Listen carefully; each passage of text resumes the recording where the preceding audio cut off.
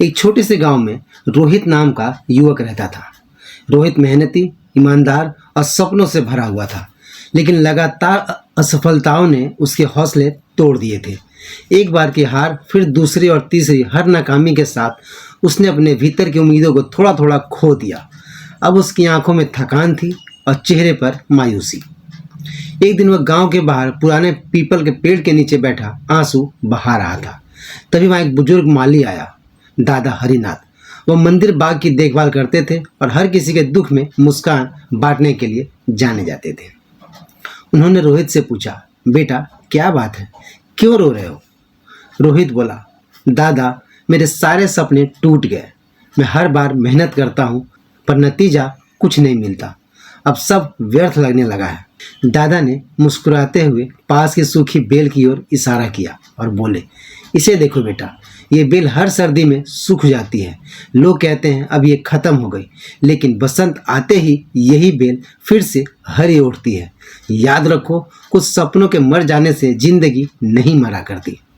रोहित चुप रहा, परंतु उसके मन में हलचल शुरू हो चुकी थी। दादा बोले, चलो मेरे साथ बाग में। दोनों बाग में पहुंचे।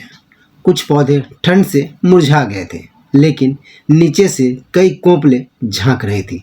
दादा ने कहा, देखो बेटा, बाहर से चाहे कितना भी सूखापन दिखे, पर अंदर जीवन हमेशा जीवित रहता है। जो टूटता है वो नया बनाने की तैयारी कर रहा होता है। रोहित धीरे से मुस्कुराया। फिर दादा बोले, मुझे याद है जब मैं जवान था, मैंने 3 बार सब कुछ खोया, घर, खेती, परिवार, लेकिन मैंने हार नहीं मानी। मैंने फिर से मिट्टी उगाई, बीज बोए और आज ये पूरा बाग उसी जिद का परिणाम है।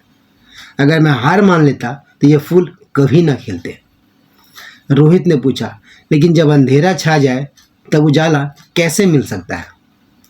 दादा ने दीपक जलाया और बोले, दीपक की रोशनी तभी दिखती है जब अंधेरा होता है। मुश्किलें दुश्मन नहीं, बल्कि हमारी हिम्मत की परीक्षा है।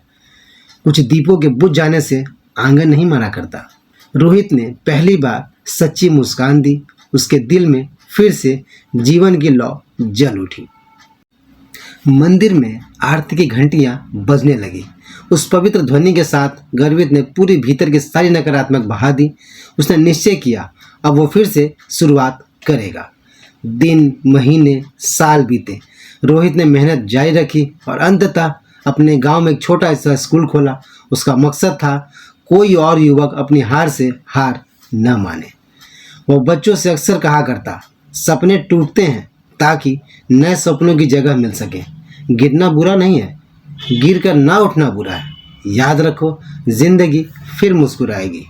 अब गांव में जब भी कोई निराश होता, बस यही 2 शब्द याद करता, जिंदगी फिर मुस्कुराएगी। तो दोस्तों, हार, दुख और हानि सब जीवन का हिस्सा है, लेकिन अगर अंत के बाद एक नई शुरुआत छिपी होती है।